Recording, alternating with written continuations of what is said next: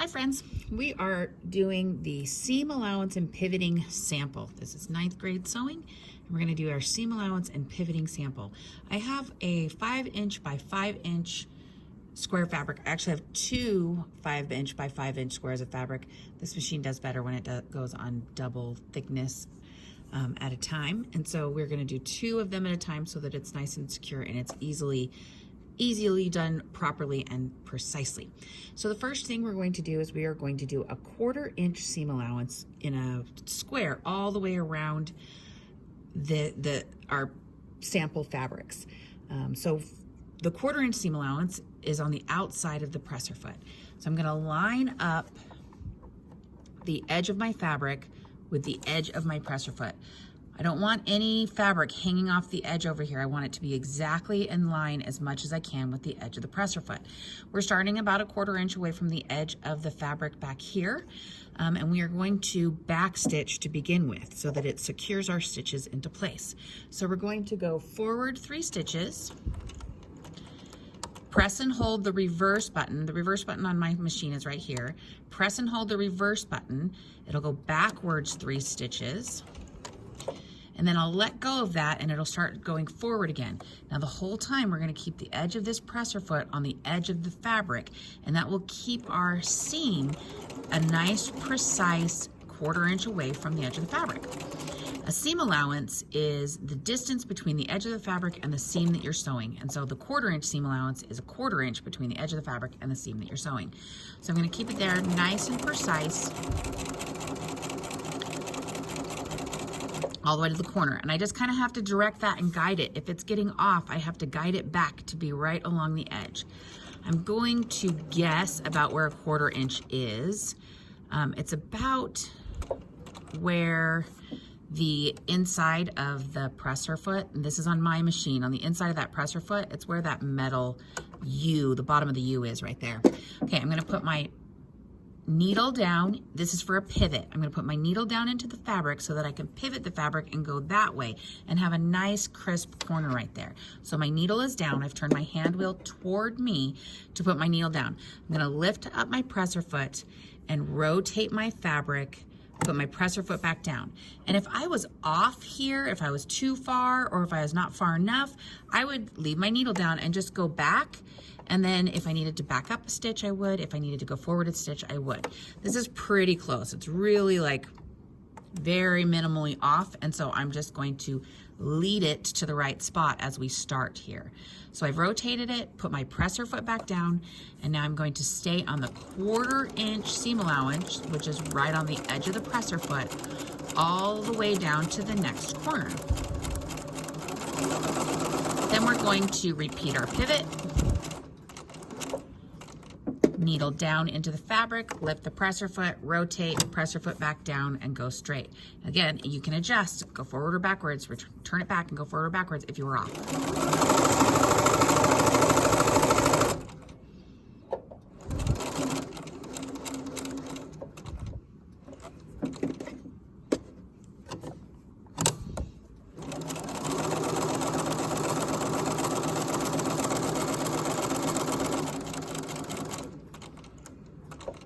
Now, I was a little bit off of where I started, so we're going to go forward another, and we're going to rotate so that we can be in line with that, and just do one more stitch, and we're going to close our little gap right there. When you finish, if you do match and you don't have to go around the corner like I did, we're still going to back stitch our stitch. Here we go, backwards 3, and then forwards 3 to the end.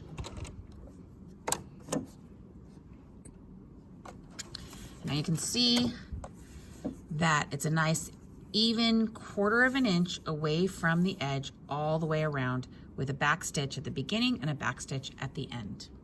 We're now going to, I'm going to trim off those a little bit. I'm going to trim them off a lot later, but right now just a tiny bit. Okay, now we're going to do a 1/2" seam allowance all the way around on the same piece of fabric, and so it's going to be a 1/4" in from this 1/4" seam allowance. This is our stitch plate right here, this metal piece, and it's got measurements on it. Here I can show you one that's up really close. It's got measurements on it. So this is where the feed dogs come in right there. This is the 3/8 measurement, this line, and the 5/8 measurement. So each one of these lines represents a quarter or an eighth of an inch. I'm sorry, an eighth of an inch. There is a 1/4 inch line. It's right there coming out of where the feed dogs go, but we like to follow the edge of the presser foot. It's a little bit easier to do that. And so then we have 3/8, 4/8, 5/8, 6/8, 7/8, and 8/8 all the way down. Each line representing an eighth of an inch. So 4/8 is the same as a half of an inch, 5/8, 6/8 is the same as 3/4 of an inch, and then we have 8/8 all the way out on this very edge, which is 1 inch. So we're gonna do a 1/2 inch seam allowance. So it's the line between 3/8 and 5/8. It's that line right there in the center. Okay, you can see a little bit closer here that this is the 3/8 line, 4/8 line, and the 5/8 line. So we're gonna line up the edge of the fabric with that 4/8 line, the line right in between, down there. Put our presser foot down. Again, we're gonna kind of guess where a 1/2 of an inch is. We're gonna kind of guess where a 1/2 an inch is away from the back, but you can fix that at the end like we did last time. So we're going to start, and we're gonna back stitch at the beginning, forward 3, backwards 3, forward to the end of the line, and again, you're gonna guess about where a 1/2 of an inch from the edge of the fabric is. See, I'm keeping this edge right there on that line. You can see the 5/8 the whole time because we're at the line over.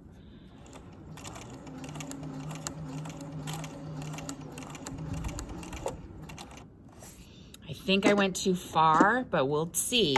So I put my needle down and I rotate it, and oh, we're way under. We should be all the way out here on this 1/2 inch line.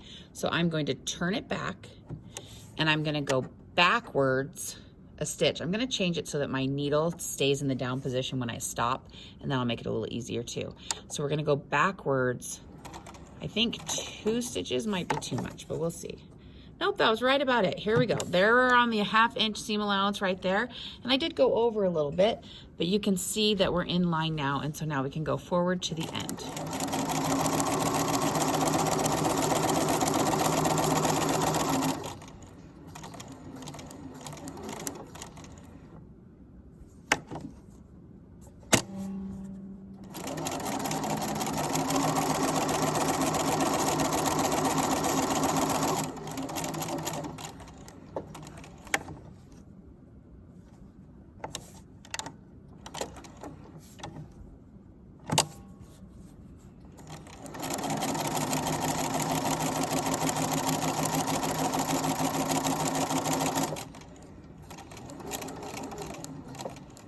Was a pretty good guess. We're gonna back stitch and then go forward back to the line, and we're done.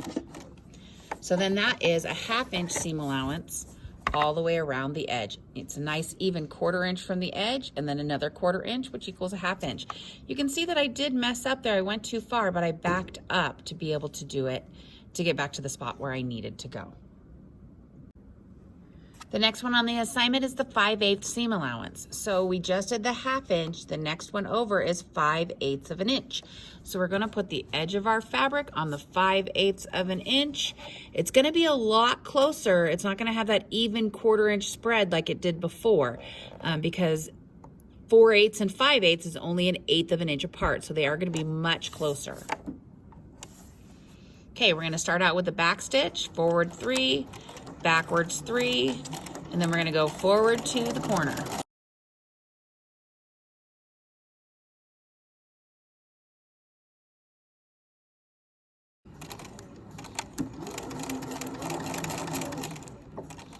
Don't forget to back stitch at the end.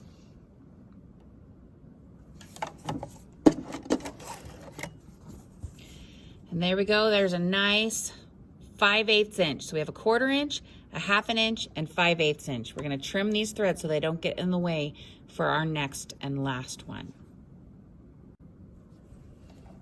Okay, our last one is going to be a 1 inch seam allowance, which is the very edge of our metal plate.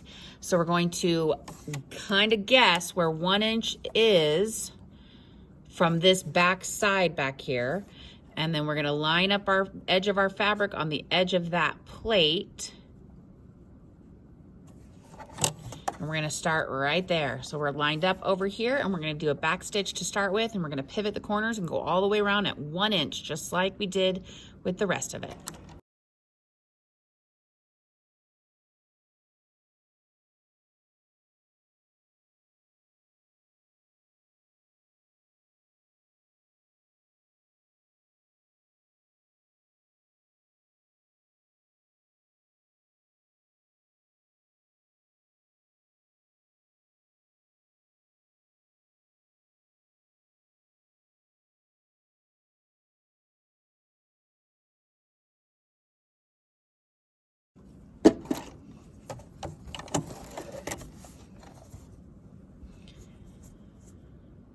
So that's what it looks like with our 3 seam allowances that are 1/4 inch, 1/2 inch, 5/8, and 1 inch. We're gonna trim off our threads. If we have threads hanging off like this, we're gonna get marked down. You're gonna do your best. We do make little mistakes. We get off just a tiny, tiny little bit. Do your very best and show me what you can do. I just wanted to show you at the end what it should look like. You should have all of your threads clipped off. It should be nice and even. You should iron it to set the stitches into the fabric. Iron it nice and flat so that it will lay flat and look beautiful. I also want you to write your name on it. You're gonna submit them all together with a rubric, but everyone in the class, it looks the same. So I want you to write your name on it to make sure if it gets lost, it can get back to you. And your classroom number or your class period number. Okay, thank you.